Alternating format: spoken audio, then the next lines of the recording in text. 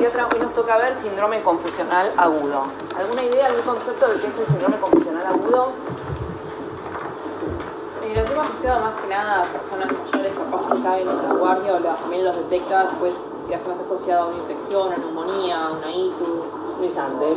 Nuestra compañera tira varios conceptos que principal factor de riesgo, perfil epidemiológico del síndrome confusional asociado a un adulto mayor. ¿Por qué está asociado a un adulto mayor el síndrome confusional? Porque pueden ¿Qué le pasa a los adultos mayores? Alguna demencia o algún deterioro cognitivo que no se haya visto y bueno, se les manifieste con este síndrome confusional. Y si yo soy un adulto mayor sin deterioro cognitivo, ¿igual tengo más riesgo que una persona de 40?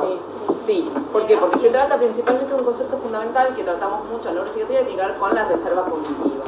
¿Sí? Tiene que ver con reserva cognitiva. La reserva cognitiva está disminuida en adulto mayor, tenga o no tenga un cuadro de demencia o de deterioro cognitivo. Entonces, la compañía dice, en general ocurre en adultos mayores, en pacientes con baja reserva cognitiva, porque hay pacientes jóvenes, de 60 años, que tienen baja reserva cognitiva, que tienen un inicio temprano de una demencia, por ejemplo, y esos pacientes también tienen más riesgo. Entonces, menor reserva cognitiva, mayor riesgo de síndrome confusional, y ella dice que en general está asociado a causas orgánicas. O sea, sobre un terreno de baja reserva cognitiva se da un cuadro orgánico que desencadena ¿qué? ¿Qué desencadena? ¿Cómo es el cuadro? ¿Cómo se desencadena? ¿Cómo se instaura? Alteración de la conciencia, dijeron. Alteración de la conciencia. Entonces, seguimos delimitando el cuadro como un cuadro de instalación aguda, ¿sí? Porque eso es una de las principales preguntas y las primeras preguntas que nosotros vamos a ver ante una alteración aguda del estado o el nivel de conciencia o atención conductual. Porque a veces es muy evidente que hay una alteración del estado de conciencia cuando el paciente está somnoliento, con tendencia al sueño, pero a veces no es claro. A veces el paciente está vigil, despierto, pero tenemos que ir a buscar esa alteración del nivel de atención y o conciencia, ¿sí? Entonces vamos armando la definición del síndrome confusional y decimos que principalmente es un síndrome agudo. ¿Y por qué focalizamos en esto, en que es agudo? Porque si no es agudo, entonces estamos ante otro cuadro. ¿Qué cuadro podemos estar hablando? Una demencia. Y ese va a ser constantemente nuestro diagnóstico diferencial en la clínica. Lo interesante del síndrome confusional es que hagan lo que ustedes hagan, es muy probable que se encuentre con un síndrome confusional. O sea, es un cuadro transversal que trasciende a todas las especialidades. Si ustedes hacen gineco, cardio, clínica, trauma, todos van a ver un síndrome confusional. Es decir, no es inherente a la psiquiatría. Y entonces, ¿por qué estoy yo acá y por qué lo vemos en psiquiatría? Es una pregunta, ¿no? Porque la verdad es que es de todos, ¿no? ¿Por qué?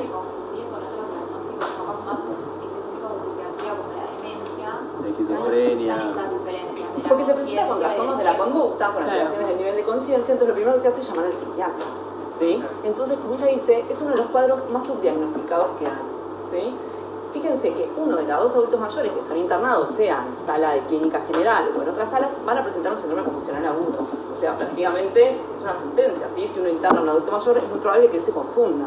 En pacientes sometidos a fractura de cadera, a posterior cirugía de cadera, la incidencia puede llegar a un 60%. Es altísimo. Entonces, cuando nosotros internamos a un adulto mayor, que en general es la población que predomina en las internaciones, nosotros tenemos que tener presente que ese paciente se puede llegar a confundir, ¿sí? Lo que pasa es que eso se va a manifestar con alteraciones conductuales.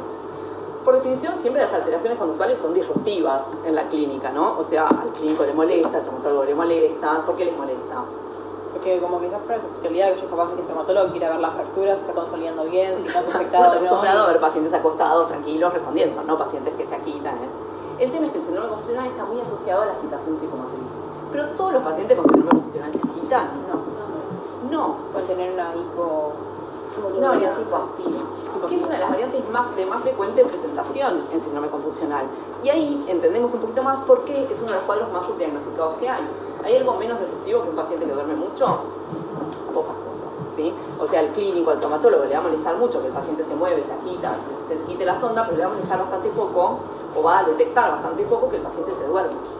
Entonces, por definición, es uno de los cuadros, 2 de cada 3 síndromes confusionales no se diagnostican, o sea, diagnostican muy tardíamente. ¿Okay? Entonces, entendemos que es un cuadro de instalación aguda de sintomatología psiquiátrica de tipo inespecífica, porque algunas me decían, no, se duerme, otras me dicen, no, se alucina, otros dicen, se delira, o sea, es delirante, se hace todo, puede hacer todo lo que incluye los síntomas psiquiátricos.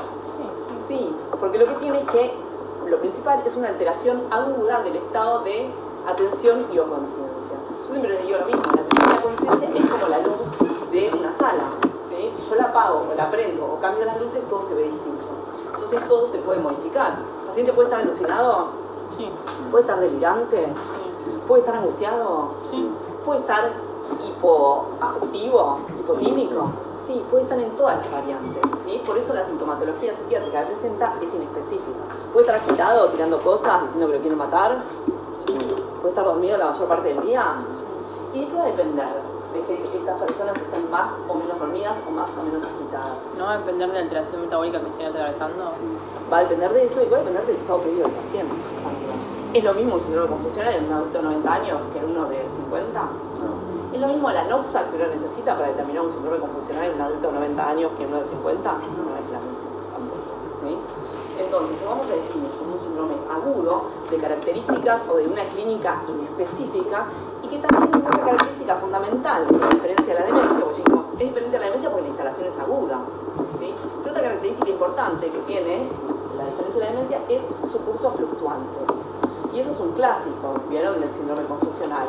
Es decir, el síndrome confusional va empeorando a lo largo del día y presenta su máximo en las horas de la tarde, ¿sí? Con el fenómeno de sundowning, con un empeoramiento conductual en horas de la tarde.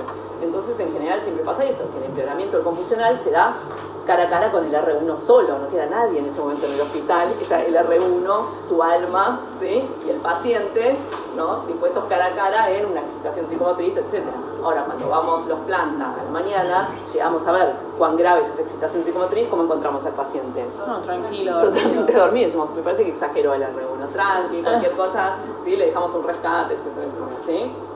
Pero lo cierto es que tiene ese fenómeno fluctuante que no tienen tanto las demencias. Entonces, una instalación aguda de impulso fluctuante me hace sospechar un síndrome confusional.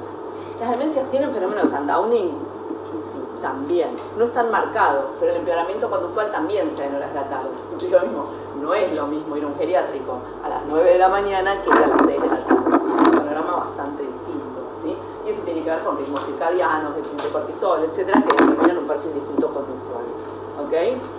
Entonces, ya hablamos de la definición como un síndrome agudo, de curso fluctuante, de características inespecíficas, en los que hay una afectación del nivel de atención y conciencia, y en los que puede haber cualquier tipo de sintomatología conductual. Y que ella dijo algo interesante, que su presentación, su psicoactividad puede definirlo como hiperactivo, hipoactivo o de características mixtas. ¿Cuál creen que es más frecuente? El hipoactivo. Va a depender de los rangos etarios, ¿sí? Pero fíjense que en adultos mayores de 65 años es más frecuente la variante hipoactiva seguida de la mixta. Eso quiere decir, y eso nos permite entender por qué está tan subdiagnosticada, ¿okay? Eso nos habla del nivel de subdiagnóstico que tiene, porque si todos los confusionales se sacaran las vías y se tiraran al piso, sería muy bien diagnosticado, ¿okay? Pero igualmente, aunque algunos hacen excitaciones psicomotrices, etcétera, igual hay diagnósticos disímiles, ¿sí? Igual seguimos recibiendo diagnósticos de traumáticos, un paciente con esquizofrenia de inicio de los 90 años, deberíamos publicar todos esos casos y recorrer el mundo con ellos. Otro punto súper importante, para mí es importante por la vida, por su larga carrera de ginecólogos, clínicos, etcétera, es que el síndrome confusional se puede prevenir en un 30 o 40% de los casos. No decimos, ojo, porque uno de cada 2 adultos mayores que se internen van a tener un síndrome confusional. Entonces, no nos sorprendamos tanto que el día 2 ya nos esté diciendo cualquier cosa, ya esté el paciente alterado, sino eso nos lleva a tratar de poder focalizarnos y poder prevenir ese 30-40% de las causas que lo generan. ¿Se entiende? ¿Cuáles son los pródromos del síndrome confusional? Porque nosotros ya lo vimos al paciente ya totalmente desorganizado, perdido, etc. Pero lo prodrómico es una alteración del ciclo sueño-vigilia, ¿sí? El paciente empieza a dormir de día y a estar despierto de noche. Entonces muchas veces el motivo de interconsulta a psiquiatría es insomnio, por ejemplo, ¿sí? De características o una cuestión más fluctuante.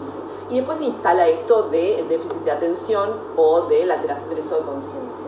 A veces lo vemos, es evidente, porque el paciente tiene tendencia al sueño, pero a veces tenemos que ir a buscarlo porque el paciente está vigil. ¿Cómo nos damos cuenta que el paciente tiene una alteración de la atención o del nivel de conciencia? ¿Qué le preguntaría? ¿Dónde estás? ¿Cómo te llamás? ¿En qué año estamos? Exacto. Fíjense que estamos haciendo un análisis indirecto del estado de conciencia a través de una anamnesis básica que tiene que ver con orientación. ¿Por qué vamos a orientación? Porque estamos hablando de que un paciente que atiende, comprende y memoriza, entonces está orientado. Y si está orientado globalmente, entonces podemos llegar a decir que el paciente está lúcido, ¿sí? ¿sí? Orientado auto y alopsíquicamente. Pero para eso tiene que atender, escuchar lo que decimos, comprender lo que estamos diciendo y tener la suficiente memoria como para recordar que como ayer fue 19 de febrero, hoy es 20 y estamos en este lugar. Por supuesto que a veces va a entender que estamos en un hospital y a veces lo trajeron en una ambulancia, que yo no tenía la menor idea. ¿Sí? ¿Qué es lo primero que se pierde en orientación? ¿Qué orientación es la que primero se pierde? El espacio. Ella dice espacio. El tiempo. Temporal, sí. Lo primero que se pierde es la temporal, ¿sí? Entonces el paciente va a estar primero desorientado temporalmente. Tiempo, espacio y persona. Lo que tiene es que en el espacio también hay una cuestión que se puede deducir. Si yo estoy acostada en una cama, viene una persona con un guardapolvo y me pregunta cómo está, y medio que puedo decir que estoy en un hospital, ¿sí? Más o menos. Si digo que estoy en una escuela, muy afectado. Pero lo primero que se pierde es lo temporal. Y tiene que ver con que muchas veces preguntamos, ¿saben qué año estamos? Porque pueden fallar en el día de la semana, sobre todo en adulto mayor en que le da lo mismo. ¿Sí? Si es lunes, si es miércoles, si es sábado, pero la verdad que su actividad es básicamente bastante parecida. Pero ya cuando en vez de decirnos 2024, nos dicen 1924, la verdad que son 100 años de diferencia y nos hace pensar que ya hay una desorientación temporal bastante marcada. ¿Sí? Bien, entonces nuestra anamnesis, nuestra búsqueda de esa afectación de la atención y de la conciencia es indirecta, ¿ok? A través de la anamnesis, a través de la búsqueda de eso. ¿Qué le vamos a ir a preguntar a los familiares? Que siempre es importante la pregunta. ¿Qué preguntamos? ¿Vos lo ves diferente? ¿Cómo era antes de estar internado? ¿Qué llama la atención al familiar? Porque uno ve eso, ve al paciente capaz dormido, nubilado, pero le parece normal porque es una persona mayor internada. La familia capaz que te dice, no, ayer estaba cocinando, sentando en una pata, como siempre, y bueno, nada. Es el contraste, que dar cuenta del el contraste que determina lo agudo del cuadro. Porque una cosa es que vos lo veas en una internación, pero muchas veces eso te va a pasar en un domicilio. Sobre todo cuando ni bien empiezan, ¿no? Que se hacen ambulancias, esas cosas, vos llegas a domicilio y ves, no sé, de repente un adulto mayor que trató de golpear a la esposa, ¿sí? Que claro, que está más irritable, que está más paranoico, que cree que la esposa lo engaña con el portero y que le trató de pegar, o que de repente aparece con un cuchillo. Es medio raro, también hay que evaluar antecedentes de violencia previa, etcétera, pero hay un cambio agudo de la conducta. Entonces no tenemos laboratorio, no tenemos nada, pero lo que tenemos que ir a preguntar es, ¿hace cuánto que está así? No, él era re tranquilo, venía bien, no sé cuánto, pero hace unos días que no duerme y ahora se puso regresivo. Me hace sospechar un confusional, ¿ok? ¿Hay también para hacer un confusional? ¿En tu casa? No, en eso que estás mencionando vos, que hace unos días cambió como su personalidad. Cambió la conducta, un cambio agudo en la conducta. Eso también se considera algo agudo, digamos. Es agudo, Okay, porque pero él solía ser violento, no. ¿Él tiene un diagnóstico previo? Sí, tiene un diagnóstico previo de Alzheimer. ¿Eso descarta nuestro diagnóstico confusional? No, ¿qué dijimos? Justamente tiene una reacción cognitiva mucho menor. Bueno, en ese caso se considera como el 30 o 40% que lo puedes prevenir. Sí, está instalado. Pues sí. Y vos ahí tenés que sospechar que es una causa orgánica, ¿no? Entonces digo, Claro, pasa que que venía primero con un diagnóstico de Alzheimer, con 6 años de evolución, venía con deterioro cognitivo, ¿ok? Viene con deterioro, pero venía tranquilo, durmiendo, y de repente hace unos días que no duerme y ahora está agresivo. Está confuso este señor, ¿se entiende? Entonces ahí sospecho un síndrome confusional, ¿ok? Porque hay un cambio agudo de lo conductual. Y si tiene un diagnóstico previo, eso no me descarta el diagnóstico funcional, sino que aumenta el riesgo, ¿ok? Entonces digo, ¿qué hago ahí? O sea, no sería solamente algo... O sea, la causa orgánica no siempre tiene que ser una causa aguda también, puede ser algo crónico y que se desencadene... En general la causa es aguda. Y por este paciente, por ejemplo... Una hito, una neumonía, una ACV, un infarto... Hay que ir a buscar eso. ¿Qué está pasando? ¿Está pasando algo más? ¿Está sangrando? El paciente tuvo una IT. ¿Qué está pasando con ese paciente que venía de una determinada manera y viene con otra? Vos vas a buscar la causa, porque síndrome confusional por definición tenés que ir a buscar la causa orgánica. Claro. Es el primer paso. Un síndrome confusional se define como una emergencia clínica. No es que, bueno, señor, está así, bueno, entonces consulte a su clínico en 48 horas. Es una urgencia. Entonces el paciente se tiene que derivar. Pues tenés que ir a buscar la causa. Como decir, la causa puede ser una ictus, pero también puede estar sangrando, Claro. ¿entendés? Puede estar haciendo un hematoma subdural y no te estás dando cuenta. Entonces es ir a buscar la causa. Ese es el primer paso Puede ser normalmente orgánica o tóxica, ¿no? también tiene que ver con la cronicidad, ¿sí? Y ahí vamos a ir a las causas etiológicas, ¿sí? ¿Cuáles son las principales? Pero entonces, ustedes lo pueden encontrar en ese escenario. En internación se lo pueden encontrar en domicilio, ¿sí? Como un cambio agudo conductual, ¿sí? Y entonces ahí voy a buscar su causa. Ella decía, ¿pero esos son de los 30 o 40% que se pueden prevenir? No, ahí ya está instalado. ¿Cuáles se imaginan que es el 30 o 40% que se puede prevenir? Y ahí nos metemos en otro tema que es cuáles son los factores que determinan un síndrome confusional. Entonces vamos a decir, hay factores de riesgo, hay factores etiológicos y hay factores desencadenantes. Factores de riesgo es con lo que viene el paciente. Yo vengo con 85 años, son inmodificables, ¿sí? Yo vengo con HIV, que esto siempre, nosotros decimos, la verdad que en un tiempo a esta parte, en los últimos 10, 15 años, ha cambiado mucho el perfil de paciente con HIV. La mayoría de los pacientes que vemos hoy en día con HIV son pacientes espléndidos, con carga viral indetectable y con CD4 en rango. O sea, no es lo que yo veía cuando era estudiante, ya no está más nada de eso. Disminuyó mucho la demencia asociada a HIV. Entonces decimos, pero esos pacientes igual lo que tienen es que esta primer viremia de HIV tiene un impacto en el sistema nervioso central, y el sistema nervioso central es un reservorio del virus en su estado latente. Entonces, son pacientes, y esto es lo interesante del HIV, que vienen muy espléndidos o van infectos, les fue al laboratorio, el laboratorio está súper en rango, pero el paciente tiene queja cognitiva. Me olvido las cosas, me distraigo, etc. Y la verdad muchas veces es subestimado eso, porque están perfectos, el laboratorio está bien, es subestimado.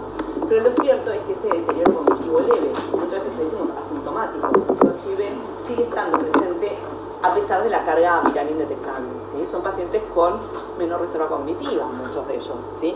Más allá de que la población con HIV, la verdad que ha envejecido un poco, y hoy en día el perfil de pacientes con HIV que encontramos, que ahora empieza a haber como otros picos, empieza a ser un poco más grande, ¿sí? Entonces también tiene un factor de riesgo vascular, pero lo cierto es que el HIV sigue siendo factor de riesgo de deterioro cognitivo, ¿sí? Con otro perfil, mucho más elegante, mucho más light. Disminuyó mucho la demencia por HIV, pero no disminuyó tanto los casos más leves asociados a deterioro cognitivo. Entonces, el factor de riesgo son los inmodificables, es con lo que viene el paciente quemado, paciente adicto, paciente con antecedentes de consumo, etc. Después está el factor etiológico. ¿Cuáles son las causas que desencadenan? Dijimos, la mayoría son orgánicas. ¿Cuáles pueden ser? Infección urinaria es un clásico, tipo una infección urinaria y se empieza a confundir.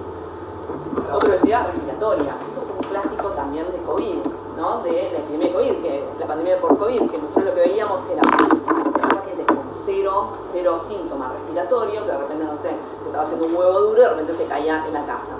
Entonces venía la ambulancia, lo llevaba, paciente con cero síntomas respiratorios, lo hisopaba y daba positivo. Y empezaba, ¿se acuerdan toda esa conspiranoia? Mentira, ahora todos los hisopados dan positivos, pero este tipo no tenía un solo síntoma respiratorio.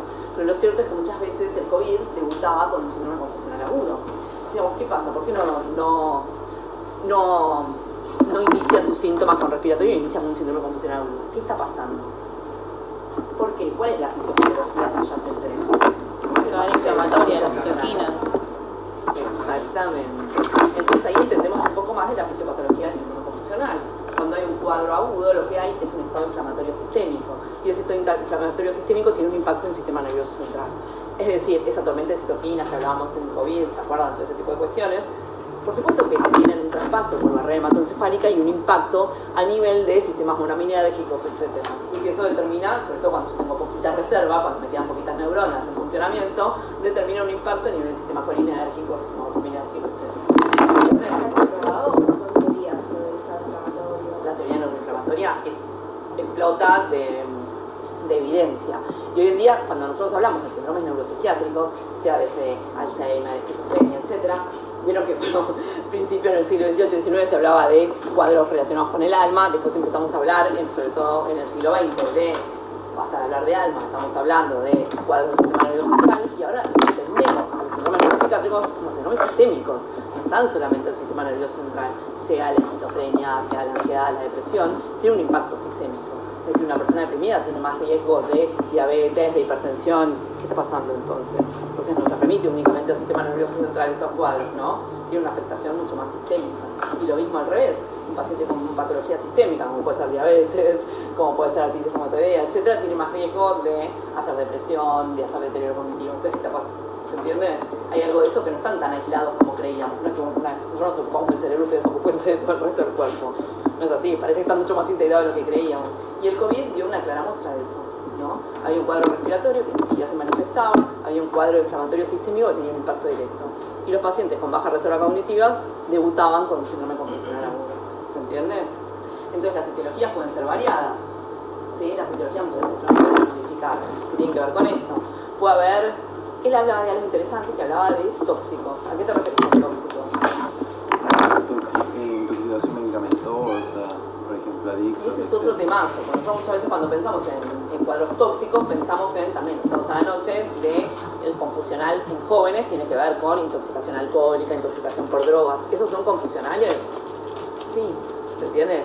el pibe joven, totalmente alcoholizado, de variante, llorando, agitado en la guardia, es un poco funcional por alcohol, ¿se entiende?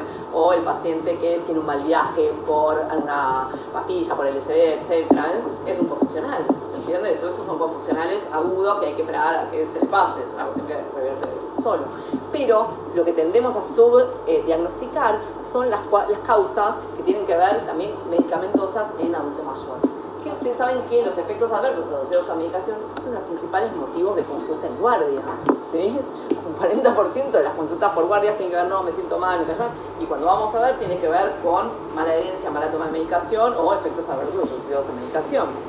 Nosotros, por definición, también dentro de las enfermedades crónicas, nosotros tenemos, nosotros tratamos, esquizofrenia, etcétera, etcétera, nosotros sabemos que el nivel de adherencia a nuestros tratamientos prolongados, diabetes, hipertensión, es el 50%. Es decir, 1 de cada 2 pacientes toma bien la medicación. Es una cuestión casi de azar. Entonces, ustedes cada vez que se sienten en el consultorio y ven un paciente y dice, no, la verdad no me hizo tanto efecto la medicación, lo primero que hay que pensar es, no le está tomando, o le está tomando mal, ¿sí? Que pasa en un 50% de los casos, ¿sí? De ese 50%, algunos sí la tomaron pero pésimamente y otros no la están tomando directamente y nos dicen que lo están tomando, ¿sí? Pero imagínense, estamos hablando de factores de riesgo, baja reserva cognitiva. Y ese paciente con baja reserva cognitiva va al cardiólogo, va al hematólogo, va al neumonólogo, tiene un tratamiento farmacológico súper complejo que él tiene que autoadministrarse. Las posibilidades de que lo haga mal son altísimas, ¿sí? Y las posibilidades de que con eso haga un síndrome confusional también. Entonces siempre tenemos que descartar las causas farmacológicas, que tienen que ver con mala toma o mala herencia de medicación, pero también tienen que ver con esto. Si Sara tiene 85 años, se fractura la cadera en su casa y tomaba Alplax 2 miligramos hace 172 años, por ahí llega a la guardia y esa noche el R1 que está de guardia, que tiene que pasar todas las indicaciones médicas, se olvida de pasar el Alplax 2 miligramos.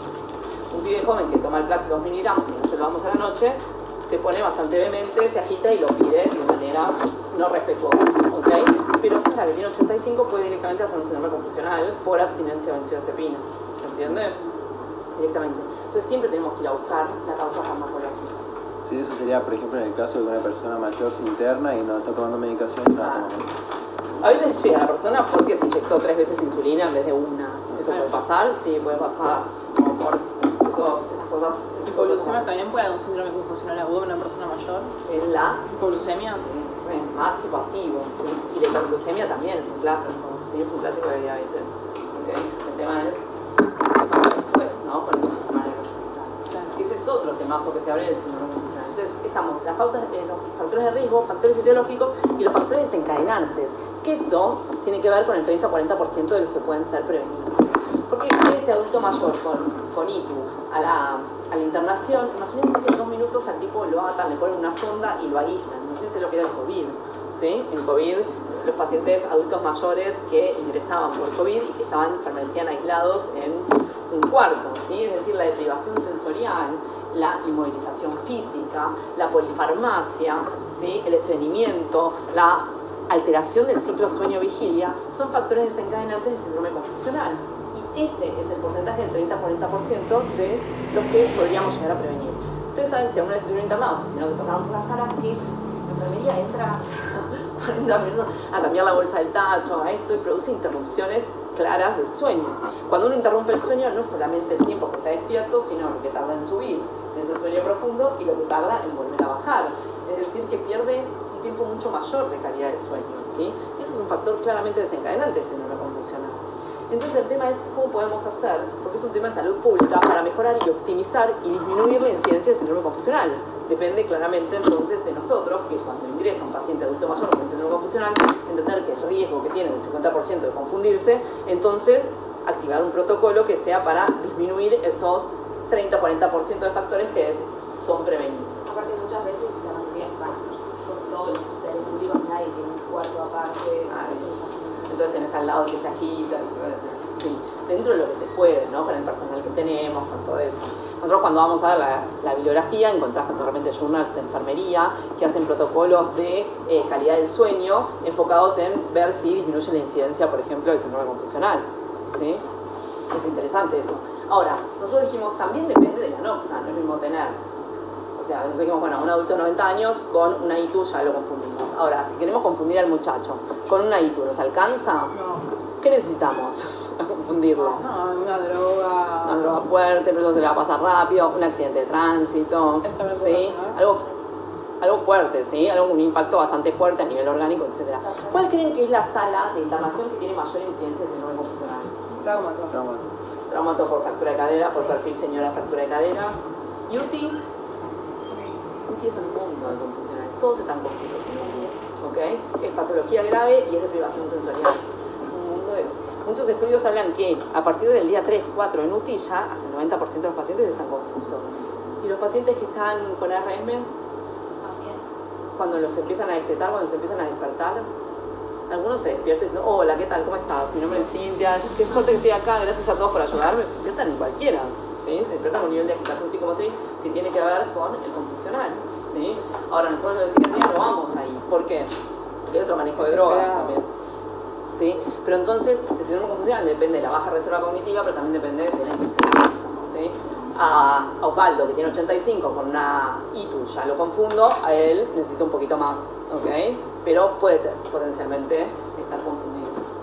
Entonces hablábamos de esto, de la baja reserva cognitiva y también de la relación bidireccional, porque estamos acostumbrados a decir que el síndrome confusional es agudo, transitorio y de características reversibles. Después nos ponemos a pensar, ¿es tan reversible? Porque muchas veces le damos mucha esperanza al familiar, ¿no? Sara, que era independiente para las actividades de la vida diaria, tiene una fractura de cadera, la internan, el día 1 no duerme, el día 2 ya se empieza a sacar las cosas, se empieza a tirar, se quiere ir porque sé que la quieren asesinar. ¿Sí? Finalmente la controlan, qué sé yo. Sara, ¿va a salir de la internación igual que entró? ¿Tiene un costo el síndrome confusional? Sí. ¿Tiene un costo cognitivo? Sí. Es el clásico comentario, la abuela desde que se internó nunca volvió a ser la misma. ¿Por qué nunca volvió a ser la misma la abuela? Es por la reserva. Ajá. Tiene un impacto. Si nosotros hablamos de un síndrome sistémico con impacto neuroinflamatorio, que tiene impacto a nivel del sistema nervioso central, cuanto más prolongado, cuanto más intenso sea el síndrome confusional, y más consecuencias va a tener a largo plazo, ¿se entiende? Ahí la capacidad vital máxima también disminuye porque la causa orgánica Es funcional. Sí. La causa, por supuesto que sí.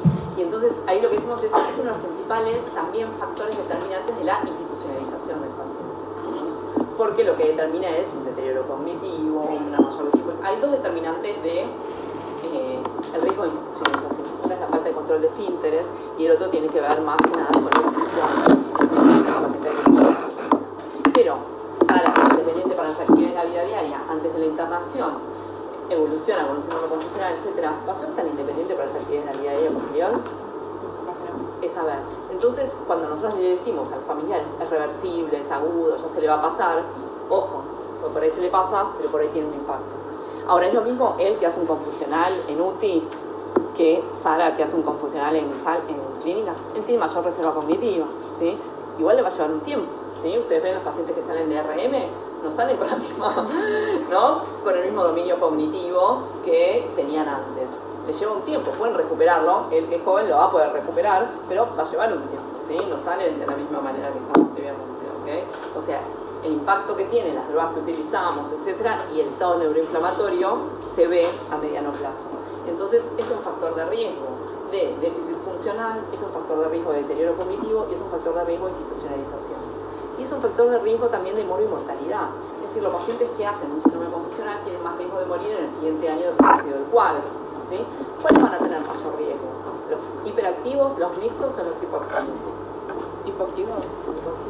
Es el que tiene mayor riesgo de morir en el siguiente año de conocido del cuadro, ¿ok? Porque se cree eso, que tiene que ver con un cuadro más grave también, ¿sí? Se cree que cuando hay una afectación mayor de la inteligencia.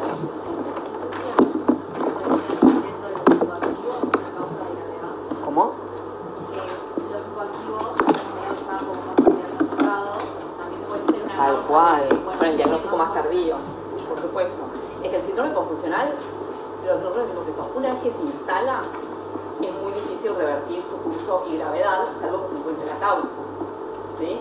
Entonces, la verdad que lo mejor que podemos hacer es prevenirlo. Una vez que se instala, es muy poco lo que podemos hacer. Y entonces, ¿por qué llaman al psiquiatra? ¿Por qué estamos acá? ¿Por qué estoy yo acá? Si una vez que se instala, es muy poco lo que se puede hacer. Pueden ir a buscar la causa, que la causa la van a buscar ustedes, los clínicos, los traumatólogos, etc. Pero paliativo podés hacer mientras se le va pasando el confusional y le van buscando la causa. ¿Qué puedo hacer? Una especie de tratamiento paliativo, no es Un tratamiento sintomático. ¿Qué es lo que trata el psiquiatra en el síndrome confusional? Sí, exacto, el síntoma conductual asociado, en general la agitación psicomotriz. ¿Sí? Eso es lo que hace el psiquiatra. Tratar la agitación psicomotriz asociada al confusional. Pero cuando ustedes llamen al psiquiatra saben que él les va a decir, che, tenés que ir a buscar la causa, yo solo puedo tratar la agitación psicomotriz. Entonces, ¿nos van a llamar si el síndrome confusional es hipoactivo? No podemos hacer mucho, sí, solo lo vamos a sedar más, ¿ok? No lo vamos a poder hacer. Sí podemos manejar la agitación psicomotriz mientras se encuentra la causa. ¿Y cómo se maneja la agitación psicomotriz? La benzodiazepina. ¿La benzodiazepina se usa en el síndrome confusional? Es killer. Salvo que la causa sea por abstinencia de tal cual, por abstinencia de benzodiazepina. Sara que tomaba el personal más de 2 miligramos y no lo está tomando hace 20 años, ahí sí se lo volvemos a dar, ¿ok? Si no, no usamos benzodiazepina. O una agitación aguda por intoxicación con cocaína. Supuestamente están contraindicados los antipsicóticos, ¿sí? A veces nos vamos igual. El síndrome confusional contraindicado. ¿Qué? El síndrome confusional contraindicado benzodiazepina. Está contraindicada la benzodiazepina, salvo que sea el síndrome confusional por una abstinencia de benzodiazepinas o salvo que sea una agitación aguda por cocaína. ¿Sí? Que en están contraindicados los antipsicóticos por el riesgo de síntomas extrapiramidales, malignos, etcétera, etcétera. Pero a veces no lo podemos parar con nada, algo hay que darle porque si no corre el riesgo de lastimarse. ¿Okay? Entonces tratamos con... ¿Por qué lo tratamos? Con antipsicóticos, ¿sí? Antipsicóticos. ¿Hay alguno que haya demostrado tener más eficacia que otro para el manejo del síndrome confusional? Digan que no. No. Todos tienen supuestamente la misma eficacia. Hay perfiles, ¿sí? Si el paciente tiene más una alteración del sueño, utilizamos perfiles más sedativos, como tiene que ver con quetiapina. Si el paciente tiene un perfil de mayor agitación, utilizamos algo más incisivo. Él habla de haloperidol, de un antipsicótico bien incisivo, haloperidol, risperidona. ¿En qué pacientes está totalmente contraindicado el uso de antipsicóticos incisivos? Que tengan riesgo de síndrome extrapiramidal. Como por ejemplo, Parkinson. Nunca jamás un Parkinson confuso le vamos a dar haloperidol ni risperidona, ¿sí? Nunca jamás en la vida. Y pacientes con HIV también tienen más riesgo de síntomas extrapiramidales, ¿ok? Entonces podemos usar olanzapina, podemos usar dosis bajas de risperidona. Acuérdense que Sara tiene 85 años y no tiene una esquizofrenia aguda, ¿sí? Tiene un síndrome confusional. Las dosis son mucho menores, ¿sí? No utilizamos las dosis que utilizamos en esquizofrenia primer episodio. Es mucho más bajo. ¿Con qué dosis empezarían, por ejemplo? A veces empezamos con gotas de haloperidol, ¿sí? Con 3 gotas cada 8 horas hasta lograr 4 vidas medias, que son 4 días, y después podemos pasar a una dosis diaria, etcétera, etcétera. ¿Y cuánto tiempo le damos la medicación? ¿Hasta qué pasa el síndrome confusional? Terminó el síndrome confusional, se está mejor, volvió en sí. ¿Y ahora qué hacemos? ¿Suspendemos? Sí, internado. Progresivo, ¿sí? Vamos descendiendo 25% por semana. Y eso es importante, porque muchas veces ustedes están apurados, ustedes ya los culpo, por sacar la cama y el paciente se va con 300 miligramos de quetiapina a su casa. Y eso nos pasa mucho, ¿no? Que a veces el paciente viene un año después con quetiapina, ¿no? Eso nos pasaba sobre todo en COVID. No, ¿por qué está con quetiapina 300 miligramos? No, porque estuve medio loco en útil. Eso cuando fue hace un año. Nadie se lo supo. El tipo tuvo 300 miligramos de quetiapina durante un año de regalo, ¿sí? Entonces, si ustedes lo quieren sacar rápido y todavía no le quieren suspender la medicación, por lo menos que tengan una consulta con psiquiatría en los siguientes días. ¿Por qué? Porque los antipsicóticos han demostrado que aumentan la mortalidad de adulto mayor. Es decir, el adulto mayor que toma antipsicóticos se muere más que el que no toma antipsicóticos. Es una droga bastante compleja para el adulto mayor. Entonces hay que tratar de sacarla lo antes posible y utilizarla lo menos tiempo posible. ¿Okay? ¿Hay alguna droga que haya demostrado tener eficacia para prevenir el síndrome confusional agudo? No. Se han utilizado antidemenciales, memantina, norepecilo en dosis preventivas para ver si disminuía la incidencia. No. El único hay unos estudios chiquitos con melatonina. ¿Se acuerdan que la melatonina mejora el ritmo circadiano y con eso podría mejorar o disminuir la incidencia del síndrome confusional? ¿Sí? Pero lo cierto es que el manejo del síndrome confusional tiene que ver mucho con medidas no farmacológicas. Es decir, cuando se instala el cuadro, lo primero que hago es tratar de reorientar al paciente. Y lo reoriento dándole los anteojos, los audífonos, propiciando el acompañamiento familiar, propiciando la calidad del sueño, la catarsis y diuresis, el manejo del dolor, todos estos desencadenantes que nos permiten prevenir el síndrome confusional, ¿sí? Todo eso no pasaba en COVID, ¿sí? No había acompañamiento familiar, nadie garantizaba que el paciente comiera o no, nadie garantizaba catarsis y diuresis, y así terminaban todos confusos, ¿ok? Y después hay algo muy interesante que nosotros no lo hacemos, por supuesto, pero que sería interesante ver, esto que yo les vengo diciendo, que por ejemplo el NICE, el Instituto Nacional de Salud de Inglaterra, lo que dice es arma un protocolo que ni bien ingresa un adulto mayor a una internación en las siguientes 24 horas, hay que poder identificar los factores de riesgo del síndrome confusional e ir a atacarlos y evitar el cambio constante de cama, que es un factor muy determinante del síndrome confusional. Ellos lo hacen porque pues son buenas personas, sí, son buenas personas, como siempre, pero también porque se quieren garantizar que no esté, por un paciente que tendría que estar internado 7 días, cuando tiene un síndrome confusional, está internado un mes, ¿sí? Y con un mes aumenta el gasto en salud y aumentan las complicaciones, ¿sí? Un paciente se podría haber ido, al final termina con una TBP, con un TEP, con infecciones intrahospitalarias, con un montón de problemas que nos podríamos haber ahorrado si el paciente hubiésemos identificado algo de eso.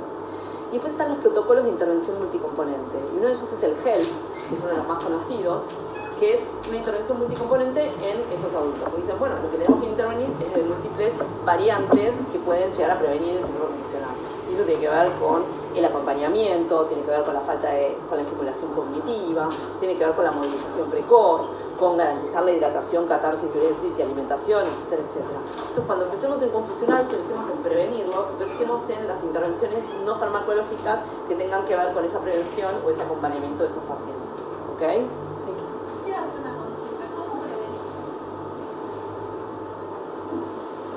De esta manera, en pacientes adultos internados, cuando yo ingreso a un adulto mayor internado, hay protocolos determinados para prevención del síndrome confusional en adulto internado en clínica, otros para prevención prequirúrgica. Entonces lo que agarran es, tipo, ingresan al paciente, lo dejan en una cama que de manera tal que pueda tener acceso a la luz solar y que puedan determinar los cambios de luz durante el ciclo sueño-vigilia, favoreciendo la movilización precoz, previniendo la polifarmacia, propiciando el acompañamiento familiar, ¿se entiende? Todo ese tipo de cuestiones que a nosotros nos cuesta un poco hacer por también falta de condiciones. Pero entender que invertir en eso es mucho más barato que invertir en antibióticos de amplio espectro, en anticoagulantes, etcétera, etcétera, ¿se entiende? Entonces poder setear la cabeza de esa manera, de manera tal de intentar prevenirlo, sobre todo cuando estamos viendo que la mayoría de los pacientes que internamos son adultos mayores, ¿sí? Entonces, vos lo ves entrar y ya ves lo que va a pasar en la película, ya sabés que esta persona se va a confundir. Entonces, deja que esté el familiar, deja que se movilice precozmente, fíjate bien cada tanto en el plan farmacológico que se aplica de manera indicada. Y algo del estrés, la angustia también favorece el síndrome confusional, que es factor de riesgo, ¿sí? Cuando nosotros evaluamos los papers que hablan de multivariables asociadas a factor de riesgo de confusional, vemos depresión, vemos ansiedad, vemos stroke, vemos cambios de camas, vemos uso de catéteres, ¿entiendes? Todos esos son variables independientes que determinan el síndrome confusional. En la medida que nosotros podamos tratar eso, vamos a disminuir la incidencia. Y hay un montón de papers que muestran la disminución de la incidencia cuando hablamos de un montón de papers que evalúan el pre y post uso de estos protocolos HELP y que se ve la disminución de la incidencia, tanto a nivel prequirúrgico, postquirúrgico, como a nivel de internación clínica, ¿sí? ¿Algo más bien? Sí, yo. Luego de que se trabaja con psicología, directamente se hace farmacología. Si el paciente se siente angustiado, siente que tiene ganas de hablar al respecto, sí. ¿Sí? Si no, no. Pero es un síndrome agudo, el manejo tiene que ver con lo agudo y después tiene que ver con cuánto es el impacto cognitivo que eso generó y, como decía la compañera, el impacto funcional que eso generó. Entonces, evaluar más que nada eso. ¿Cómo hacemos para rehabilitar? ¿Cuánto margen hay para rehabilitación cognitiva? Una consulta, ¿hay un tiempo estimado de una persona, un adulto mayor, desde que tiene el síndrome confusional hasta que vuelve a la normalidad? No, cuanto más largo sea, mayor riesgo de impacto cognitivo va a tener. Cuanto más psicoactivo sea, mayor riesgo. No hay como... No, es muy variable, ¿sí? Muy impreciso en cuanto a eso, ¿sí? Pero lo que se puede llevar de esto es que lo mejor que podemos hacer es prevenirlo. Y la prevención tiene que ver con el manejo de los factores desencadenantes, ¿sí? ¿Preguntas, dudas, comentarios? ¿Por qué no se da benzocaína?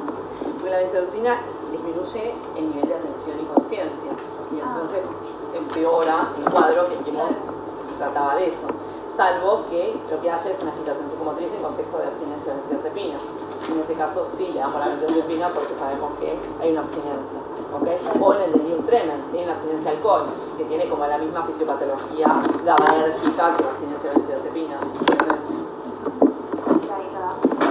Ahí ahí también se usaba benzodiazepinas en el Medium, porque hay como un estado de mucha alteración GABAérgica, entonces necesitamos controlar algo de eso para bajar el funcional.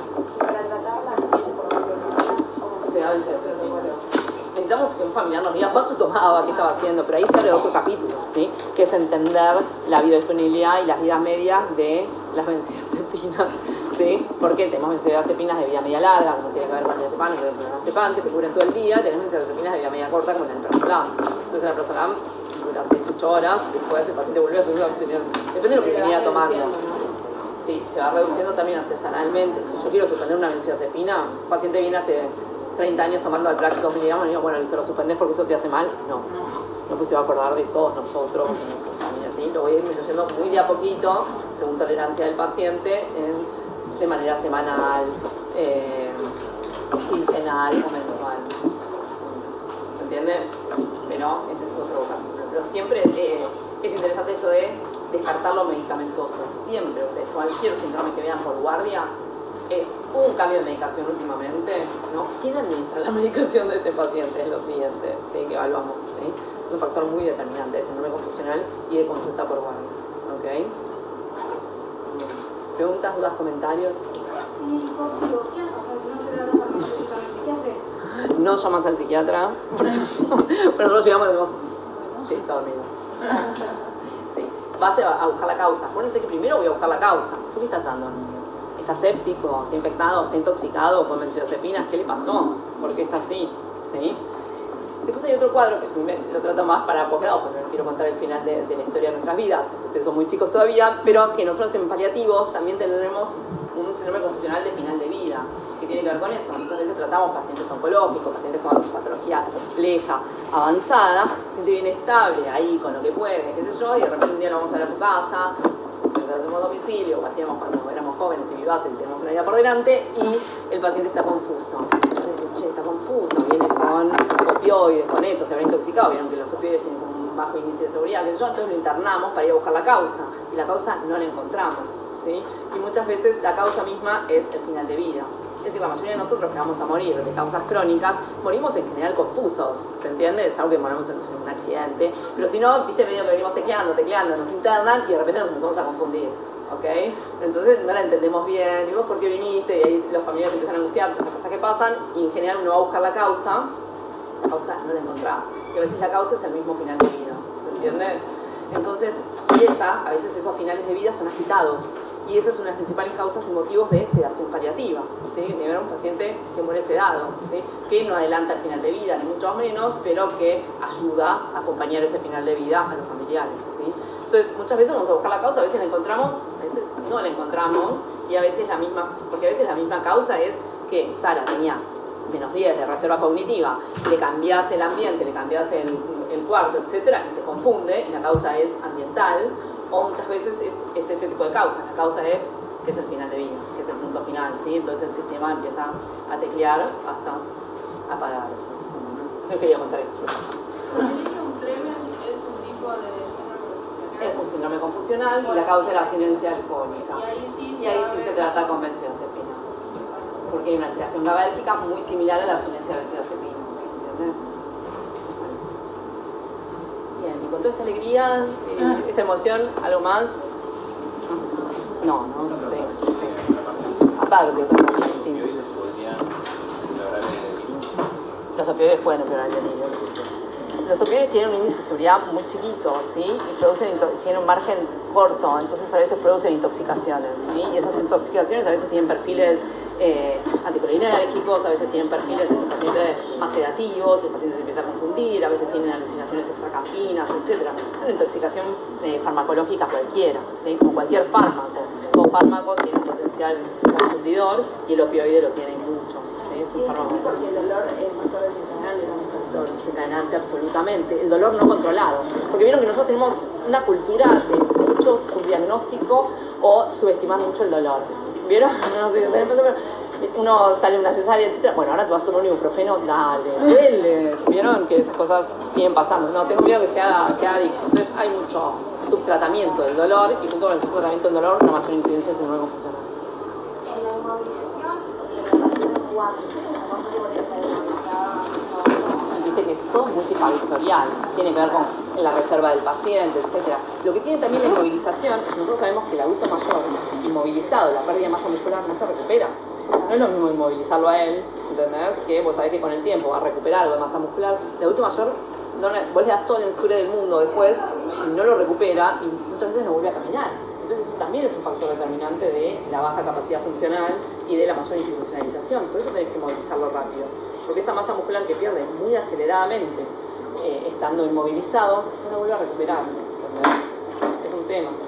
Entonces hay que tratarlo integralmente, el paciente, y tratar de movilizarlo rápidamente. Al adulto joven también hay que movilizarlo rápidamente porque si no después tardás más en rehabilitarlo, en pararlo. ¿Por qué no se para? Porque hay una pérdida de masa muscular bastante importante. ¿No? Entonces es entender toda la película cuando el paciente ingresa, ¿sí?